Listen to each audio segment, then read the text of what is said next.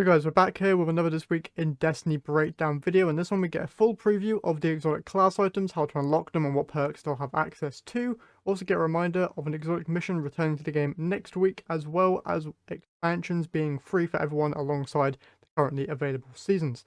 So we'll jump into all that as usual, but before we do, as always, if you're going to enjoy the video, be sure to leave a like and hit that subscribe button if you haven't done so already, as it's free to do and it really does help me out here a ton. And also, a lot of you who watch my content aren't actually subscribed, so any support there would be very much appreciated. With that out of the way, let's jump straight into it. First off, going over the exotic class items here. First, they do talk about the new videos that they released on their YouTube channel, just giving you another look at the prismatic subclass. But the main thing here is the exotic class items. You can earn these by completing the brand new activity that will be available after the raid has been beaten. So on week 2, a brand new activity will unlock. This activity is farmable and it will give you a guaranteed exotic class item whenever you complete it. That's all the information that we know about the activity, but moving on to the perks of the exotic class items. They state that there is a handful of available perks on each of the class items, and there are 2 columns from which perks are available from. They've decided which perks are available based on the synergies between these perks. Do state that not the full exotic perk of an exotic will be available, so some of the perks have been kind of cut in half to only give you part of what a normal exotic would give you, and other exotic perks have just been more generalized to work with everything rather than just a specific thing. So for Spirit of Caliban, it used to be Caliban's hand only works on proximity knife, but now that works on every powered melee. So with all that being said, let's jump straight into it. First here, talking with the Hunter exotic cloak. In the first column, you get Spirit of the Assassin, where finishes and powered melee final blows grant invisibility. Alongside that, in the second column, Spirit of Star Eaters. While your super is full, picking up a double power overcharges your super, granting it bonus damage.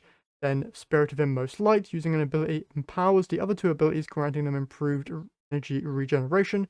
Then Spirit of Synthoceps, improved melee damage when you are surrounded. Spirit of Ophidian, weapons ready very quickly. Spirit of Verity, weapon final blows with a damage type matching your grenade, grant a stackable grenade damage bonus.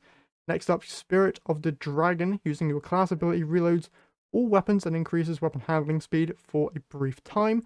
Spirit of Katarachni, gain woven mail when you use a grenade. Spirit of Galanor, hits and final blows with your super will return energy after it ends. Spirit of Gear Falcon, your void weapons gain volatile rounds after you emerge from being invisible. Spirit of Foe Tracer, damaging a powerful combatant or a guardian with an ability, grants you a temporary damage boost for weapons matching that ability's element. Spirit of the Liar, dealing damage with a powerful melee or being hit by a melee attack will allow you to follow up with an extremely powerful melee counterpunch. Spirit of Caliban, powered melee final blows trigger an ignition. Spirit of Wormhusk, dodging gives a small health and shield bump. Spirit of Renewal, allies inside Dustfield take reduced damage and targets inside the area deal reduced damage. And Spirit of Coyote, gain an additional class ability. So that's all of them for the hunters, and like I said, you've got first column and second column of perks there that are available.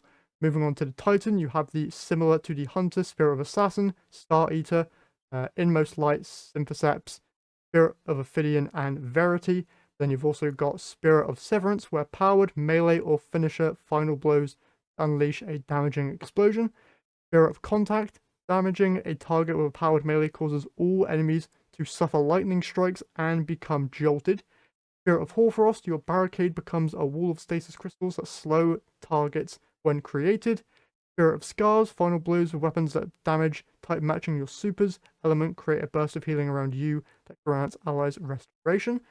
Spirit of Eternal Warrior, gain a damage bonus for weapons matching your super's element when your super ends. Spirit of the Horn, your barricade unleashes a blast of solar energy that scorches targets.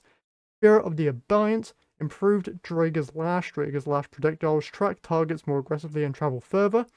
Spirit of Alpha Lupi, generate a healing pulse when your barricade is activated. Spirit of the Bear, move faster while guarding with the Unbreakable Shield. Damage blocked with Unbreakable is converted to super energy. Spirit of Armamentarium, gain an additional grenade charge. Finally, here for the Warlock, we once again have Spirit of Assassin, Star Eaters, Inmost Light, and Synthoceps, along with Ophidian and Verity.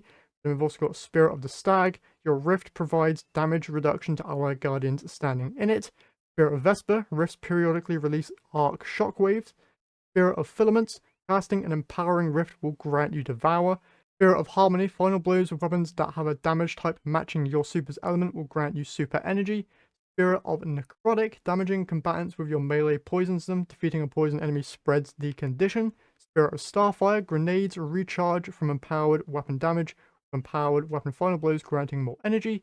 Spirit of Osmiomancy, your grenades recharge quicker on hits. The Seeker spawned from Cold Snap grenades also travels further. Spirit of the Swarm, destroying a tangle spawns Threadlings. Spirit of Apotheosis, temporarily gain greatly increased melee and grenade regen after your super ends. And Spirit of the Claw, gain an additional melee charge.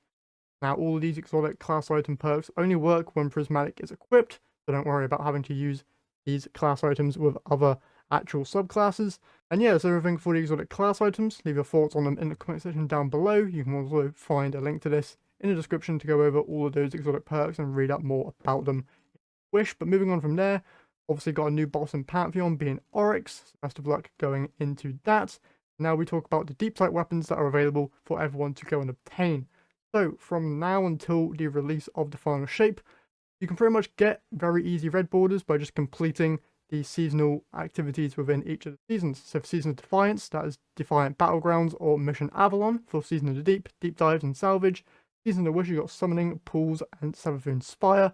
And then Season of the Wish, you've got Riven's Lair and the Coil. So jump into any of those to get guaranteed red border weapons if you're missing any. 0 Hour returns to the game next week alongside the craftable version of Outbreak Perfected and a new exotic ship. So I'll be having guides and stuff on that when that goes live. There's the new PvP game mode, which just gives you access to all of the brand new maps. I personally like all the maps. Go and try them out and leave your thoughts on them. Very much enjoyed the maps. Can't wait to try them out in 6v6 environments. Also, the Shadowkeep expansion, Beyond Light and Witch Queen expansions, alongside all of the seasons this year, are now free until the final shapes release. And if you're on PlayStation, you also get access to the Lightfall expansion thanks to PlayStation Plus. So go ahead and enjoy all of that content if you haven't experienced it already. There's a whole load of charity stuff going on as well. So if you want any emblems, read up on all of this to get any of those.